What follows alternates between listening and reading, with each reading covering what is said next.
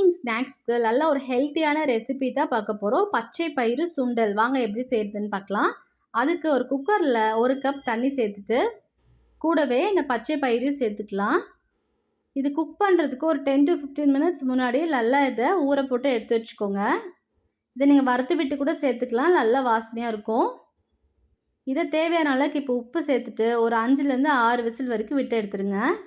இப்போ இதுக்கு தாளிப்பு என்னென்னு பார்க்கலாம்.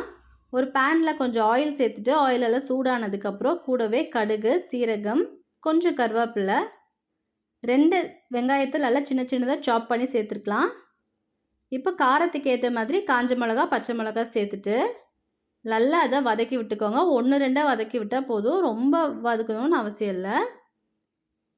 இப்போ கொஞ்சம் பெருங்காயம் சேர்த்துக்கலாம். சேர்த்துட்டு நல்லா அதை வதக்கி விட்டுக்கலாம்.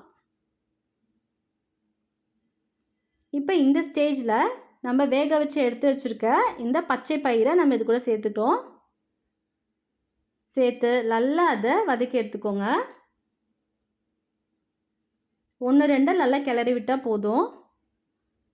இப்போ நம்ம துருவி வச்சுருக்க இந்த தேங்காவை நம்ம இது கூட சேர்க்க போகிறோம். எனக்கு தேங்காய் ரொம்ப பிடிக்கும், அதனால் நான் சேர்த்துருக்கேன். உங்களுக்கு வேணால் நீங்கள் கேரட், மாங்காய் எது வேணாலும் நல்லா துருவி நம்ம இது கூட சேர்த்துக்கலாம். இப்போ நல்லா கிளறிட்டு தேவையான அளவு உப்பு போட்டு ஒரு 1 2 டைம் நல்லா கிளறி விட்டு எடுத்திங்கன்னா நல்லா ஹெல்த்தியான பச்சை பயிறு சுண்டல் ரெடி ஆயிடுச்சு. மறக்காமல் லைக் பண்ணுங்கள், சப்ஸ்கிரைப் பண்ணுங்கள், ஷேர் பண்ணுங்கள்.